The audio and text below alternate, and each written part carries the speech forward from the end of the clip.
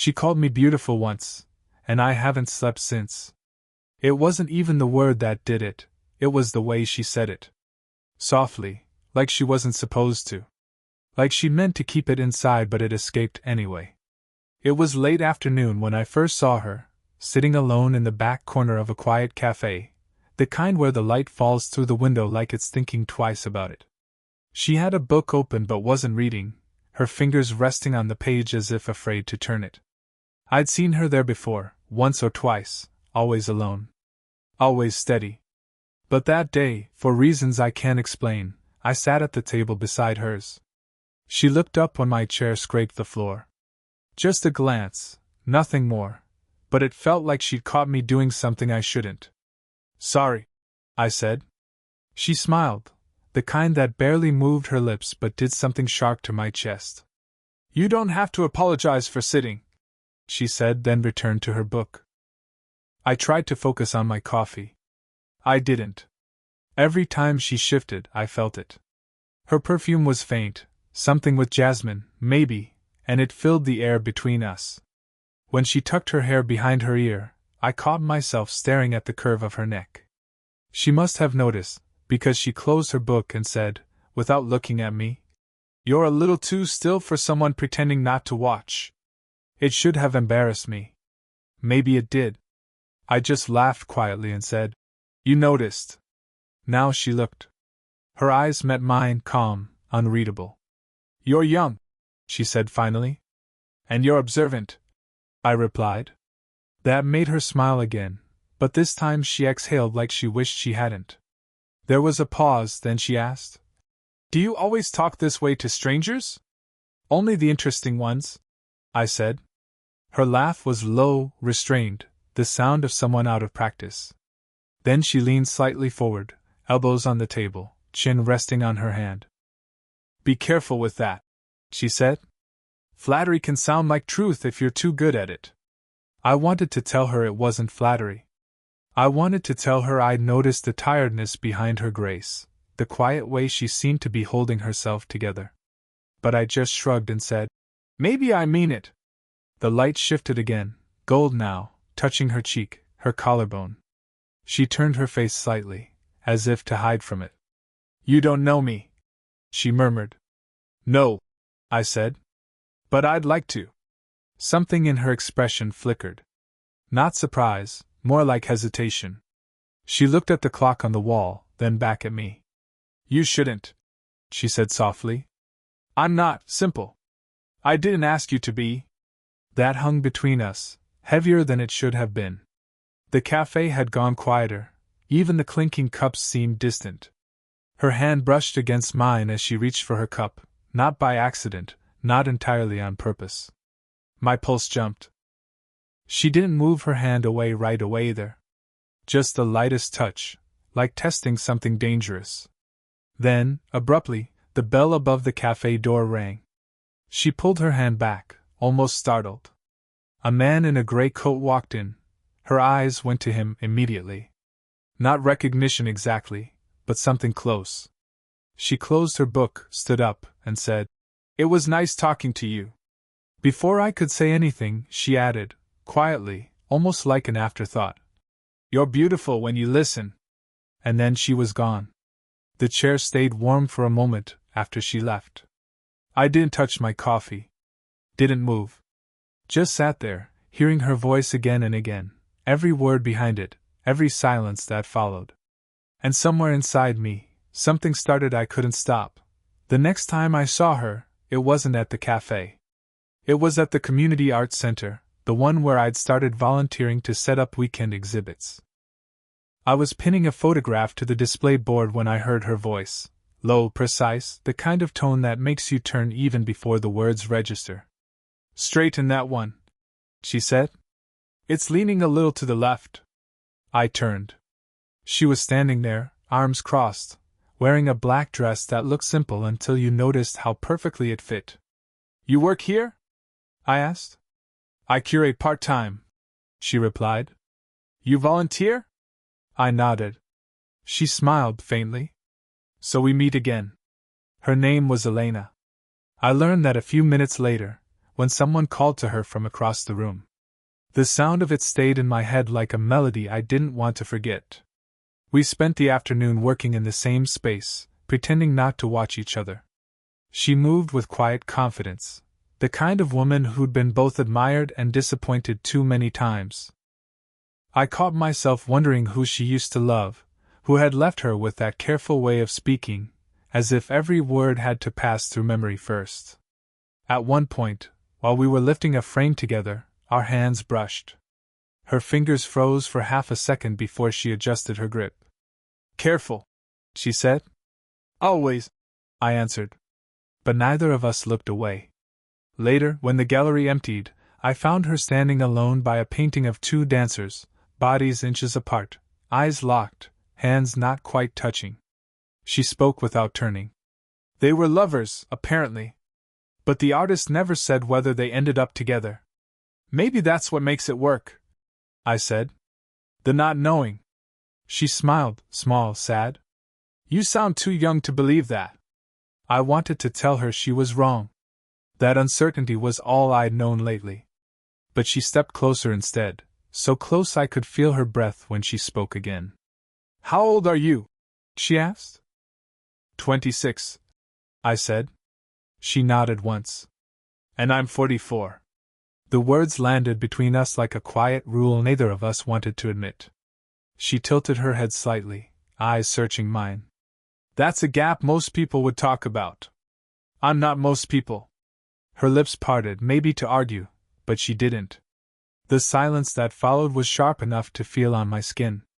She reached out, brushing invisible dust from my shoulder, her fingers lingering just long enough to make my heartbeat stumble. Then she sighed, stepping back. "You shouldn't make this harder than it already is." "Harder?" I asked. She met my eyes. "To stay careful." A voice from the hallway called her name. She turned, halfway gone, but hesitated. Her hand found my arm, brief, firm, real. "Thank you for the help," she said softly. "You make quiet rooms feel less empty." When she left, her touch still burned through my sleeve, not fire, but something slower, something that didn't fade. And I knew then, whatever she was trying to avoid, we were already in it. It was raining the next evening, not hard, just enough to make the streets shine. I stayed late at the gallery, finishing a layout she'd asked me to adjust. When I turned, she was there again, coat damp, hair slightly undone, the kind of beauty that comes when someone stops trying to control it. "You're still here," she said. "You asked me to fix the lighting," I replied. "Didn't want to leave it uneven." She smiled faintly. "Always the perfectionist." She walked closer, examining the wall of photographs. Her perfume mixed with the smell of rain, soft, distracting. I handed her the small remote for the lights. Her fingers brushed mine, slow enough that neither of us could call it accidental. For a moment, we just stood there, watching reflections dance across the glass frames. Then she said quietly, "People have started asking about us." "Us?" I echoed. Her eyes flicked to mine. "They notice things. How often you're here. How I talk to you." I swallowed. "Does that bother you?" "Yes," she said. Then softer. "And no." Her voice wavered, like she wasn't sure which part of her answer was the truth. She turned toward me, crossing her arms, but the movement felt defensive, not distant. "You should know I have a reputation to keep. I can't afford whispers." "And me?" I asked. "You're young," she said. "People will think you're chasing something you don't understand." I took a step closer. "What if I do understand?" Her breath caught. The air between us changed, sharp, charged. She didn't move back this time. Her hand brushed the edge of the display board. Mine found it too. Our fingers rested side by side, not touching but close enough to feel warmth leak across the distance. Just then, her phone vibrated, the sound breaking the moment clean in two. She stepped back quickly, pulling it from her pocket. A man's voice came faintly through the speaker. She turned away, her posture straightening. "Yes," she said into the phone. "I'll be home soon." I couldn't tell if it was a lie. When she hung up, she didn't meet my eyes right away. "That was my ex-husband," she said finally. "We still handle things. Property papers. It's complicated." I nodded, unsure what to say. She looked tired suddenly, like the conversation had drained something fragile out of her. I wanted to reach out, to touch her hand, but stopped myself. Instead, she reached for me first. Her fingers caught my sleeve, barely holding. "Don't look at me like that," she whispered. "You make it hard to remember why I shouldn't." I didn't answer. The sound of rain against the windows filled the silence. She stepped closer, close enough that I could see the tremor in her throat when she breathed. My hand rose halfway, almost touching her face, almost. But she closed her eyes, and for a long heartbeat, we stood like that, not touching, not speaking, everything trembling on the edge of something neither of us dared name. Then the gallery door creaked open. Someone called my name, one of the volunteers. Elena's eyes flew open. She stepped back quickly, forcing a small, practiced smile. "You should lock up when you're done," she said, already turning away. She paused at the door, glanced back once, the look holding more than words ever could, and left into the rain. And I realized, as I watched her go, that every interruption only made me want her more. The gallery was empty, lights dimmed to a faint amber glow. Outside, the city hummed in soft, distant tones. Inside, it was just the two of us, the echo of footsteps, the sound of breath, and too much unsaid. Elena stood by the tall window, arms folded, staring at nothing. I could tell she'd been avoiding me. 3 days since that near moment in the rain, and every message from her had been clipped, professional. Still, she'd asked me to stay late. To finish the installation, she'd said. But the frames were already hung, the lights already set. This wasn't about the gallery. When I walked up behind her, I could see her reflection in the glass, her jaw tight, eyes softer than she wanted them to be. "You've been quiet," I said. "So have you," she replied. "Maybe that's safer." I stepped closer, close enough that my voice brushed her ear. "Do you really want safe?" She turned then, and for the first time, didn't hide what was in her eyes. "You make me forget myself," she said. "That's not a compliment." Her voice trembled slightly. I didn't move. "Then forget," I whispered. "Just for a minute." Her breath hitched, and suddenly we were too close, her hand against my chest, my palm against the edge of her desk behind her, caging her in without meaning to. The air was thick with it, her perfume, the faint heat of her skin, the way she wouldn't look at me yet couldn't move away. "I can't do this," she said, but her hand stayed where it was. "Then stop me," I whispered. She didn't. The silence between us pulsed like a heartbeat. I lifted a hand, brushed a strand of hair from her face. Her eyes fluttered shut at the touch. "You don't know what you're asking for," she murmured. "I think I do."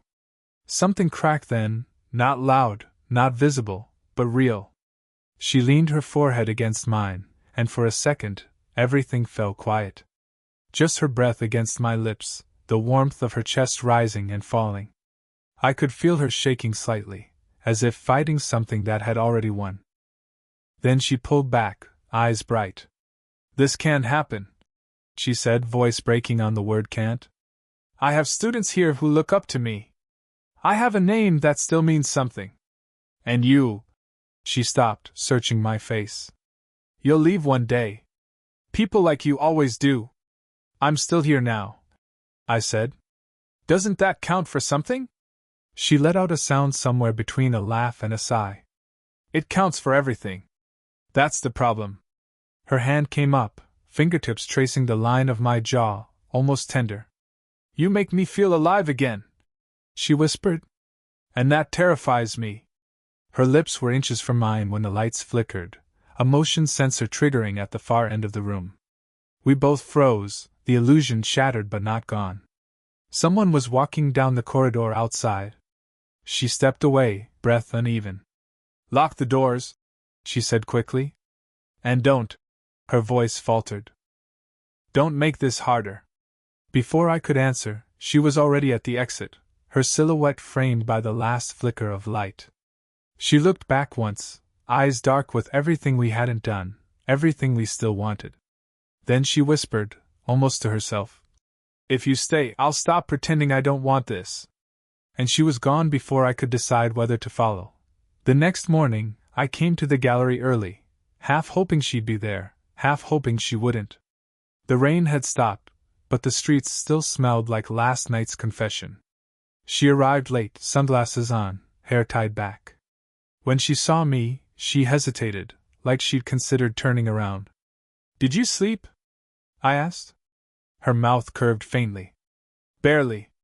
She brushed past me, her shoulder grazing mine, just enough to leave a spark. We worked in silence, the kind that isn't empty but charged. Then her phone buzzed again. Same number. Same tone in her jaw when she silenced it. "You could answer," I said. "I shouldn't have to explain who that is," she replied. "You don't," I said. "But you already did." That earned me a look, sharp, vulnerable, tired. She placed her hands on the table between us. "You think this is simple? You think I'm not already?" She stopped. "He knows about you." I froze. "Your ex?" She nodded. "He came by last night. He saw the messages. Nothing explicit, but enough." The weight of that hit like cold air. "What did you tell him? That you were a volunteer? That you're just helping?" Her voice cracked unjust. The silence stretched until it hurt. She turned away, but I stepped closer, instinct before reason. "Elena, don't," she said. But it wasn't firm. It sounded like pleading. I reached out anyway, my hand landing lightly on her arm. Her skin was warm, trembling under my palm. "You don't have to keep pretending," I said. She faced me then, eyes wet but defiant. "You think you understand me," she whispered. "But you don't know what I've lost trying to be careful." "Then stop being careful," I said. Something shifted. Her breath caught. She pressed a hand against my chest as if to hold distance, but her fingers curled in the fabric of my shirt instead. "This isn't how people like us work," she said. "People like us? Broken. Afraid. Old enough to know better." I leaned in, voice low. "Then let me be the one who doesn't." Her lips parted, not for a word but a breath. She was so close I could see the reflection of my pulse in her eyes. Then she whispered, "You shouldn't make me choose." "Between what?" "Between wanting you," she said, "and keeping what's left of my life." The gallery door creaked, voices, laughter. Someone from the staff had come in early. She stepped back instantly, too fast, knocking a folder to the floor. Papers scattered like startled birds. We both knelt, reaching for the same sheet. Our hands touched, her fingers cold now, shaking. When we stood again, everything unsaid burned louder than words. She stared at me, eyes red, breathing uneven. Then, quieter than a whisper, "Meet me tonight. Somewhere no one will see." And before I could answer, she walked away, leaving the decision sitting heavy between us, impossible to take back. The night she asked me to meet her, I almost didn't go. I walked halfway there twice, turned back both times. But something about her voice, low, unsteady, certain in its uncertainty, kept echoing until I couldn't ignore it anymore. She was waiting in the same cafe where we first met. The lights were dimmer now, closing hour approaching. Outside, the rain had returned, soft, steady, almost kind. She sat by the window, hands wrapped around a mug that had long gone cold. When she looked up and saw me, the relief in her eyes hurt more than any rejection could have. "You came," she said quietly. "I told you I would." She gestured for me to sit, but neither of us spoke. The silence was thick, shaped by everything that had led us here. Finally she said, "If anyone saw us right now, it would undo everything I've built." "And yet you're still here," I said. Her lips pressed together. "That's what scares me." For a long time, we just looked at each other, not with the hunger of a secret, but the ache of two people who've run out of ways to lie to themselves. She reached across the table, fingers brushing mine. The touch was hesitant at first, then sure. Her thumb traced the edge of my hand, slow and trembling. I keep thinking if I let this happen, she whispered, it'll destroy me.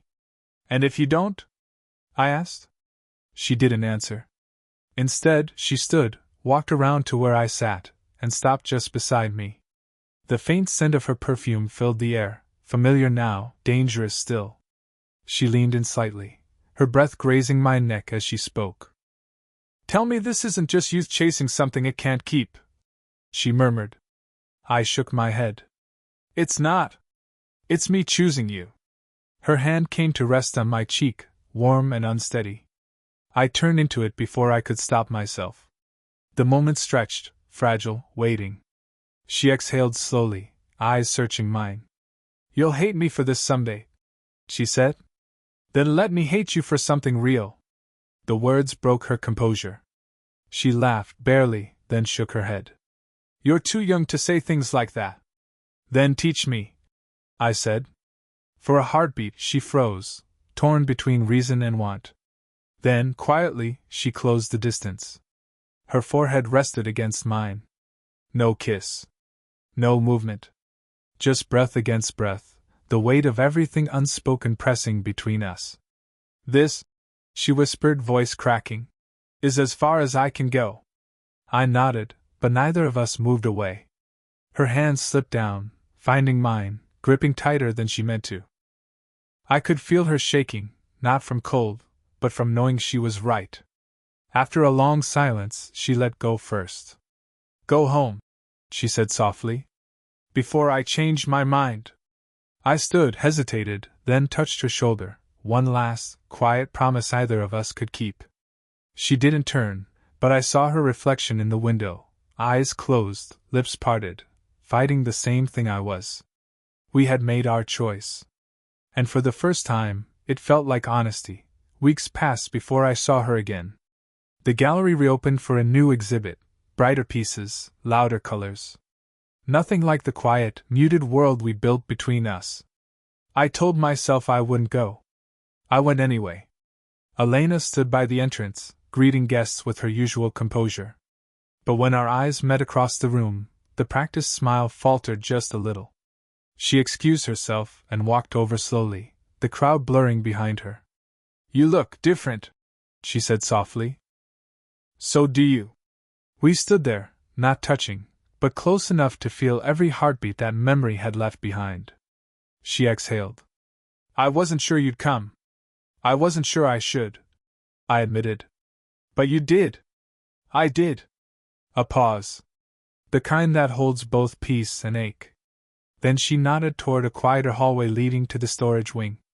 No words. Just a small motion that meant come with me. We slipped away unnoticed.